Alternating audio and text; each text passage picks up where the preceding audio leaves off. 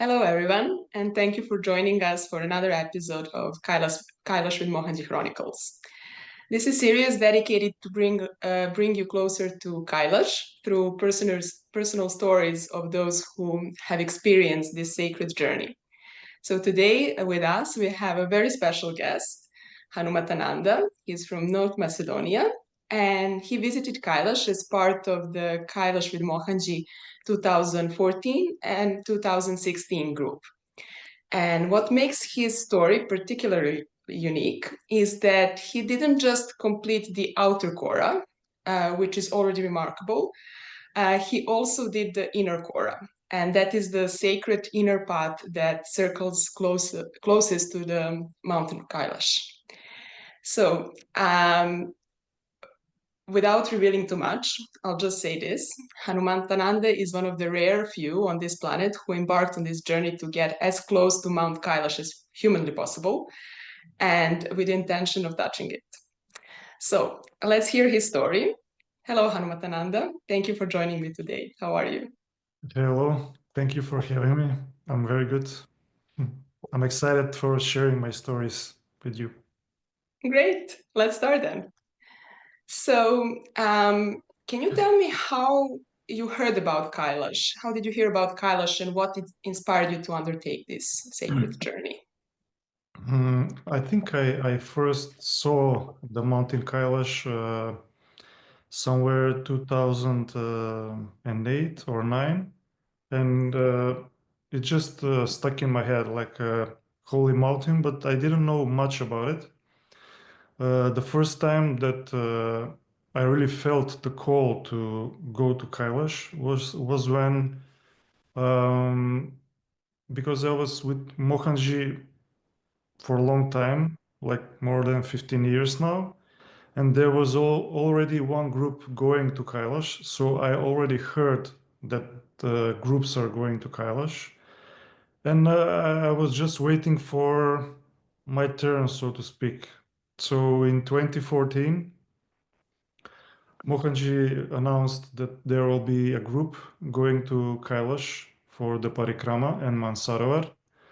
And I, I, I right away knew that I will go there because I felt that walking with Mohanji and taking this ultimate journey is something that happens once in a lifetime. So I definitely took the chance, and I didn't care how I will find the money or the time or if I have understanding from the surroundings, from my family or friends. Nothing mattered. Mhm. I was already there. I could see myself there already. So only these details were arranged, so to speak, so that I can go to Kailash and do the parikrama. So this is how I heard about Kailash for the first time. And can you tell me a bit more about your preparation for the journey? How did you prepare yourself physically and mentally for Yeah, for the challenges of the parikrama? yeah. Were there any specific routines or practices you followed? Well, I knew that I should be in good physical condition because the oxygen is very thin over there, and there is like a 52-kilometer, walk I should undertake with this kind of pressure from the surroundings, from the oxygen levels, etc. So I didn't prepare that much actually. I just signed up in the gym for 1 month, and I was going in the gym for 1 month. I was doing some exercises, breathing exercises at home, and basically that was it. Because I knew from people who were before me that they were saying, you can be the most fit in the world, but if there is no grace, you're not gonna make it. So because I was feeling that I was so connected to Mohanji, and I knew that if he walks beside me, I can do anything. I can move mountains. I was not that much concerned about the physical preparations, you know. I was more concerned that I stay connected from the inside with Mohanji and just walk the parikrama. And it went successfully from what we know. Yeah, it went. Actually, everybody that went in both those groups when I was going, maybe one person stayed in a base camp, something like that. Don't take me for the word, but most of the people in the groups, which were, I think, something around 80 or 100 people when I was back then, uh, I think most of them successfully did the parikrama. And I really, really feel that that's because of Mohanji's grace, because before we started the journey, we had one or two satsangs with him where he literally empowered us. You know, he was like, you don't have to take any medicine for, you know, for hypoxia. You just chant Om Namah Shivaya and you will be fine. You know, he was that, you know, he was that confident that the whole group will gonna make it, you know. So he empowered us, and by his grace, all of us did the parikrama successfully, you know. Mhm. And you're talking now about 2014 when you did the outer Kora, which is the wider circle, right? Yes, Um, yes. I want to ask you a lot of questions from your inner Kora journey because not Okay. many people have done it. But is before we jump to that part, is there anything from your first visit to Kailash, an outer Kora journey, that you would like to share with us and emphasize? Um, I don't know. I didn't expect. I was kind of open to anything, but I didn't expect it to be that hard, actually. Because the first day you're walking, and okay, you will make it. You know, somehow you will make it. But then the next day, the morning when you wake up, you're like, you know, I should walk today. And on top of that, like more than 20 kilometers? No way.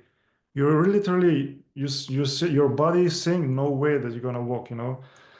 So this is the most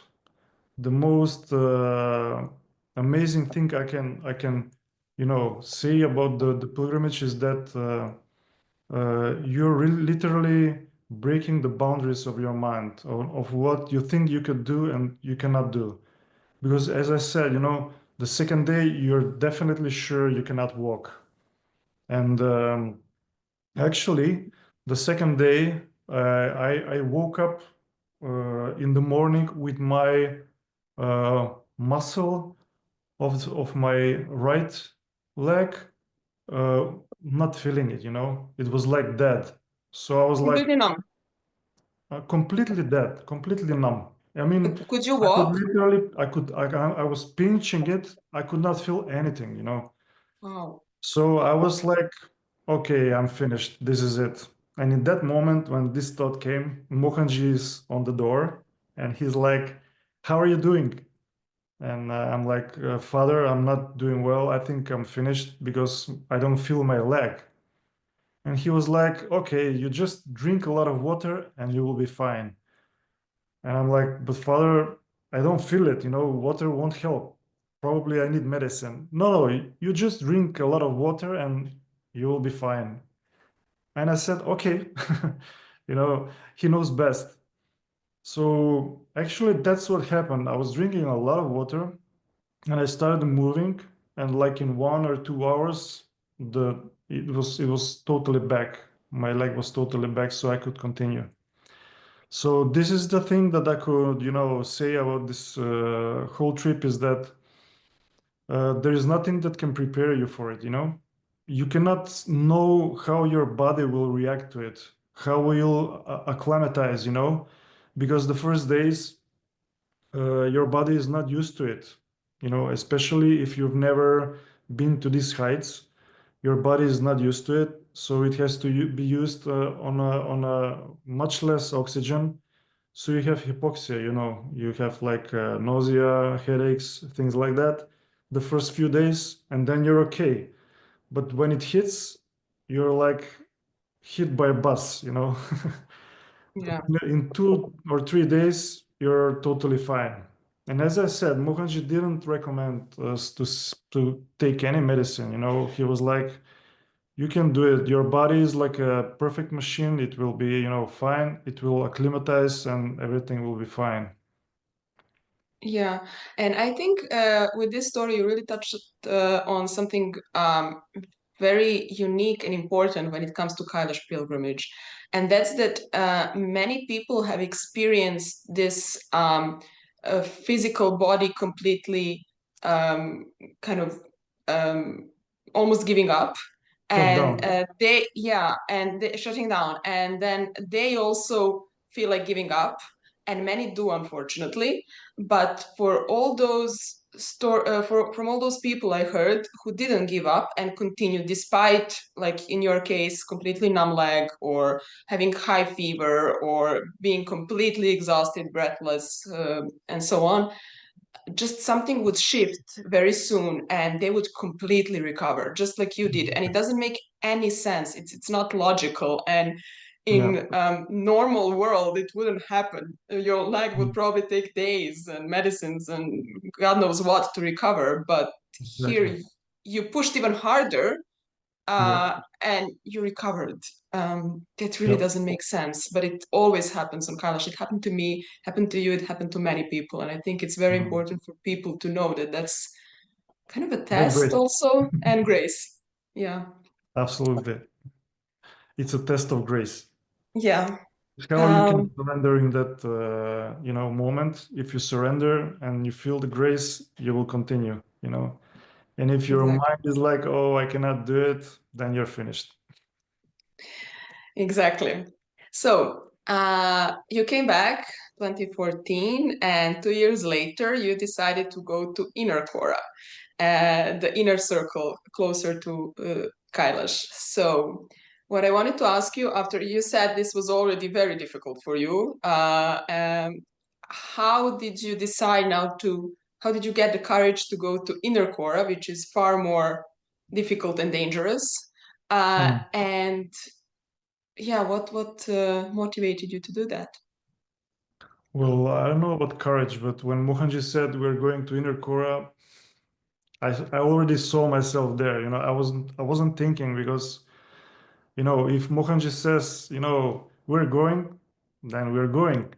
I'm not thinking about it at all. So when he said that we're going to Inner Kora, I didn't have the money. I didn't know if I can, have the time for it or anything. But then once I decided, then all the details were arranged around it.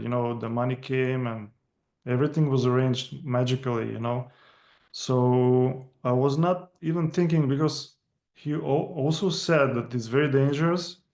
We will need ropes, we will need helmets, and you know, at one point we were climbing this passage with ropes and helmets, but these big stones were flying from above us, towards us. So I was like all the time waiting for a stone to hit my body. And Mohanji noticed this, that I got scared a bit, and he said, don't worry, I'm with you. I'm here. You don't have to worry about anything. And I was like, okay, but still with one eye, I'm all the time I'm watching if some stone is gonna hit me. It was that dangerous. Mm.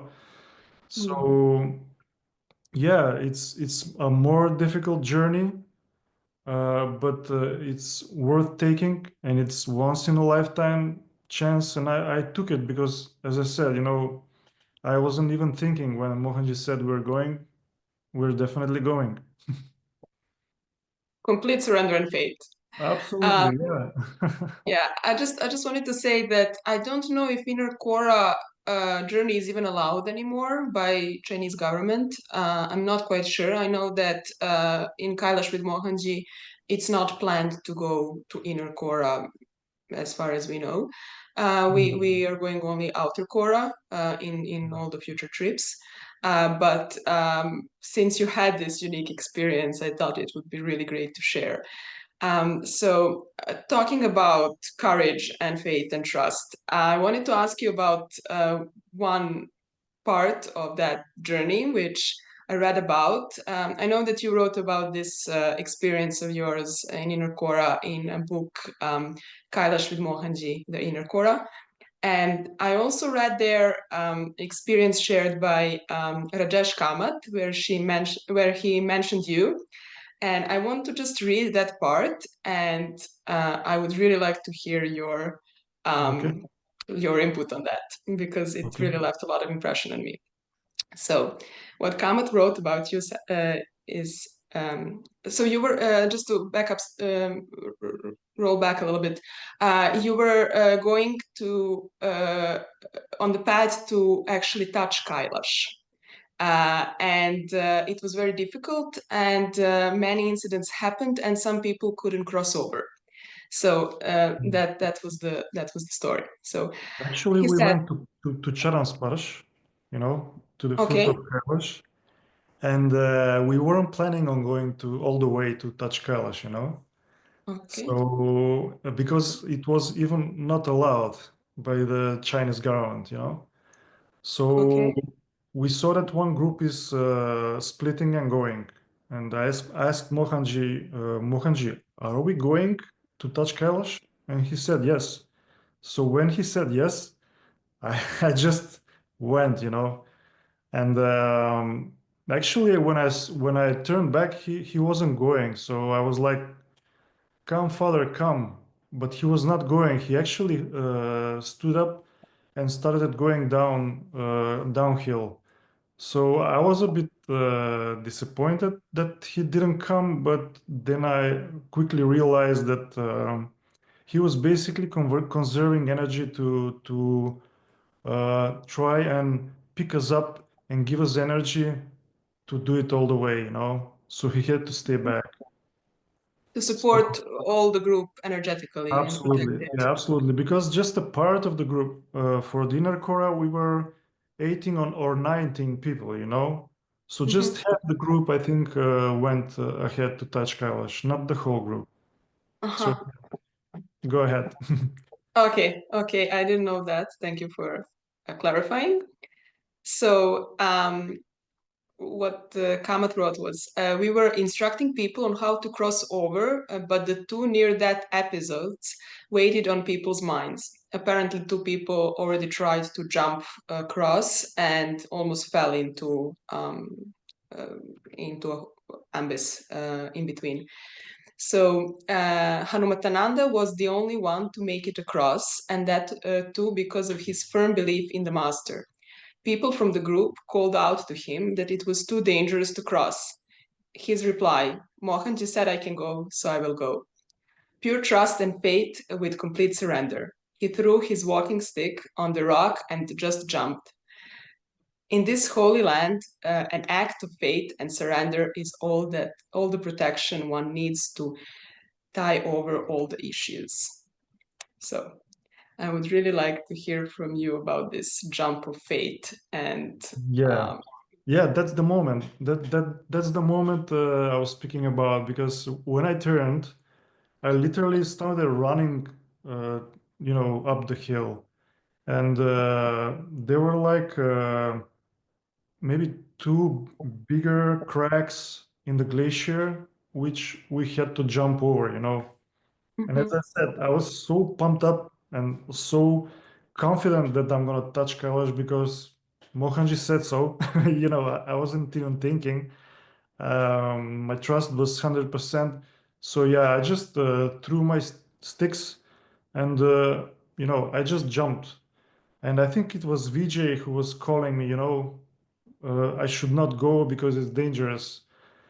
But it's like some distant voice in the background, I was not hearing because all I was seeing is just Kalash and how to get there and touch it. And I knew that I will go there and touch it because Mohanji's grace was with me. I wasn't thinking. So So even VJ, who was calling me to go back, went ahead when he saw me, you know? He got motivated. Yeah, you motivated people, but was Yeah, it VJ or two other people who yeah, almost it fell was into it VJ, when they it was tried, VJ, and then you got Spomenka, the and courage? Chai.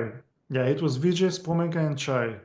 Mm-hmm. So these three people, when they saw me, they started walking also, you know, and they had, I think Spomenka had this Sherpa, and he Mm-hmm. was showing us better ways to get to Kailash. Mm-hmm. So literally was like our angel guardian, you know, and our person was Same. Shiva that brought us to touch Kailash.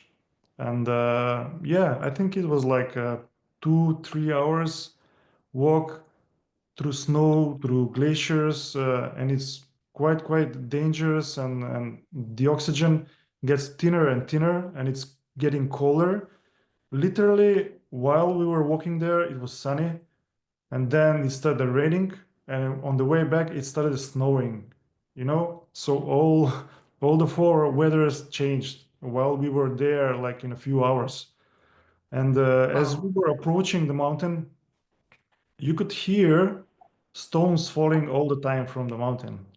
And it sounded like little stones falling, but it's not little stones because the area is so vast and open.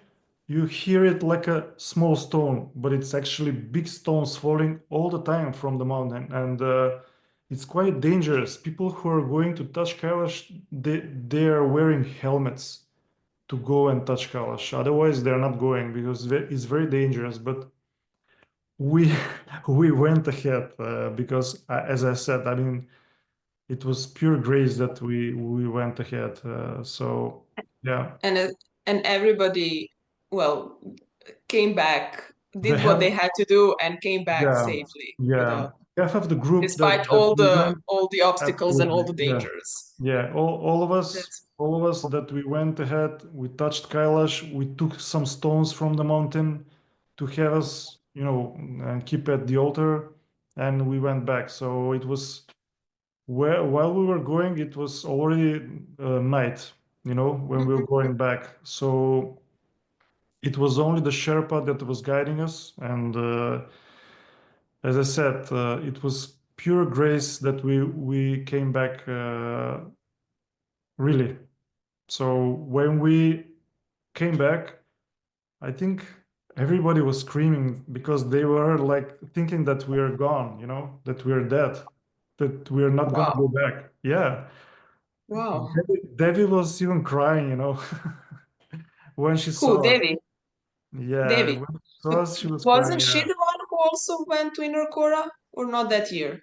yeah, but she was with the half of the group that didn't go and touch Ah, Kailash. She just okay. went to Charan Sparsh and came back. Hmm. And Yeah. Mohanji did go with you afterwards to touch Kailash, right? Because you mentioned that he stayed back to No, support he you stayed back energetically. and then no, he went back to the base with Devi Mm-hmm. and half of the group. Yeah. Okay. Okay. Okay. Um, Actually, I want to ask you, you kind of uh, didn't describe something very important, which I'm interested in, and that's how does it feel to touch Kailash? How does it feel? How it looks like when you're so Yeah. close? Please tell us Okay. more about that.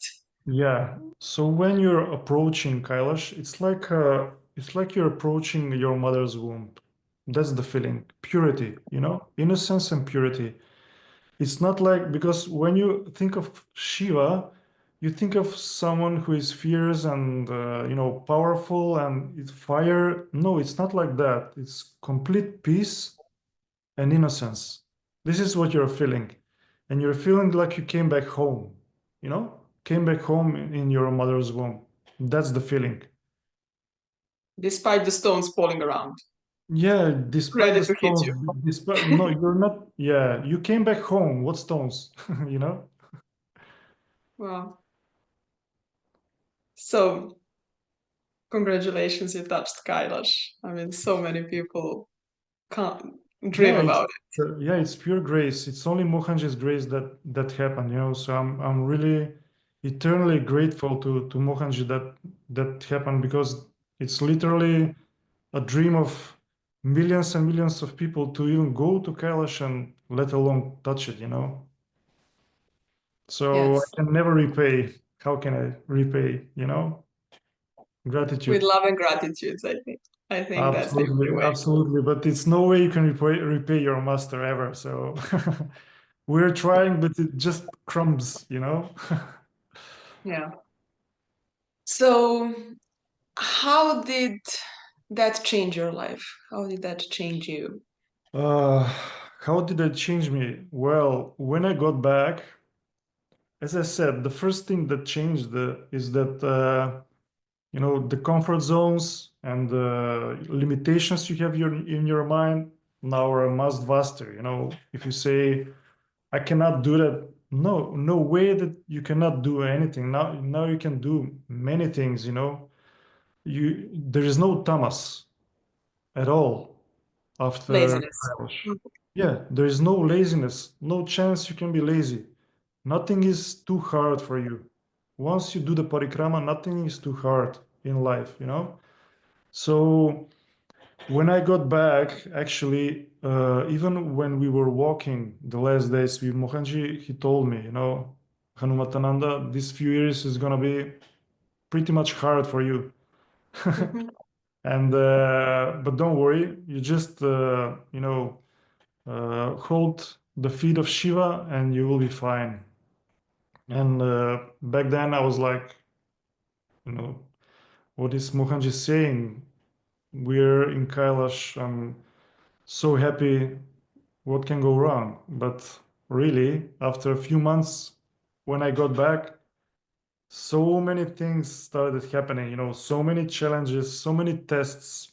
So this is really what saved me, just holding the thread, just holding the feet of Mohanji, he says Shiva, but he's my Shiva. So I was just holding his feet, and whatever was happening, I was just holding tight, And yeah, amazing experience. Yeah.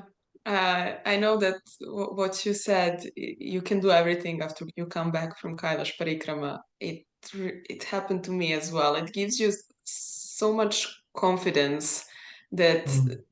you didn't have before. And because Kailash pushes you to your limits, it always finds a way for everybody. And when you go beyond that, it's just nothing is impossible after you come back. And that's Yeah, the yeah, it's blessing that I think something. everybody gets.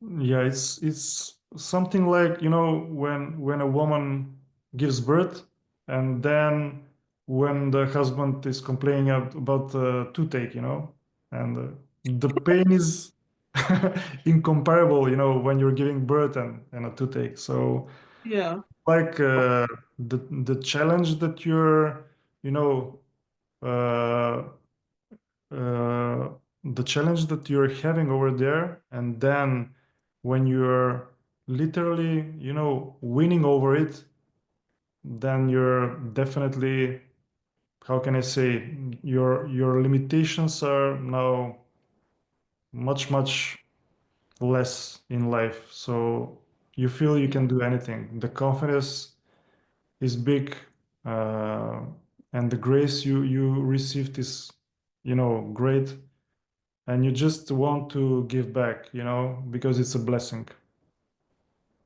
yeah. You start looking at challenges of the life completely different, and you face them differently Mm, after Kailash. Amazing. absolutely.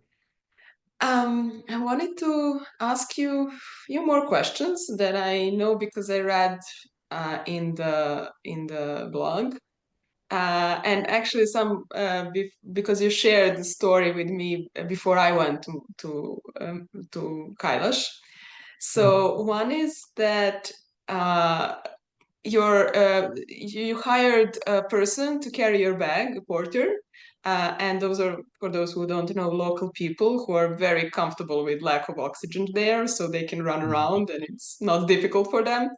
So they should help us hypoxic people around there. And you had a lot of issues with your porter and with your with your porter and Sherpas, right?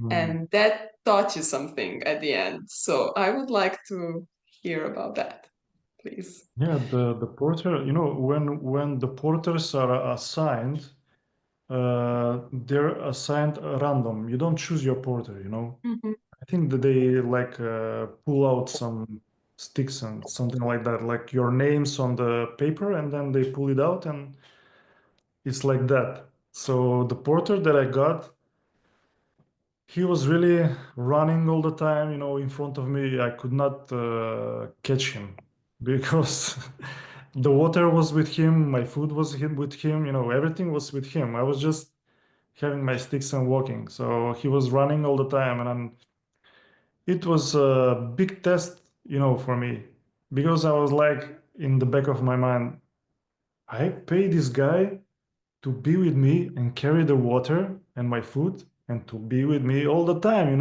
So when I say I'm thirsty, to give me the water. But no, this guy, each time I tell him, you don't run in front of me, you just stick with me. He was like, okay. And then after some time, he starts running again. So I had this issue with him all the time. And Yeah, and he even drank all your water one time, I remember And you said. he even drank all my water, exactly. He drank my water in the end. So he was really, really testing me. He was really testing me. So um, basically, when we got to this short passage, which I think even Mohanji is explaining, where we were with helmets and with ropes, when we climbed that passage, it was like on the other side you have like I don't know, a few thousand meters downfall. So the passage is really tight. It's really big just for your body. And while I was climbing it, I was panting. So this porter of mine and a few other porters were watching me from above and laughing at me. They were laughing like, look at this guy panting. And while they were laughing, this broke me actually. I mean, this broke my ego. I understood when I got back, when I climbed up, and when I was in the clear, I realized that this porter of mine was just testing me all the time and pushing me to the limit so that I can break free from my ego at the end. I don't know if I'm explaining it well, but I it's understand. I hope yeah, it was others a will. deep feeling. It was a deep switch that happened in me. So it Mm. really transformed me. So this porter actually came out very good for me, because he was really testing me, and that was the whole point of this guy. This is why I got him.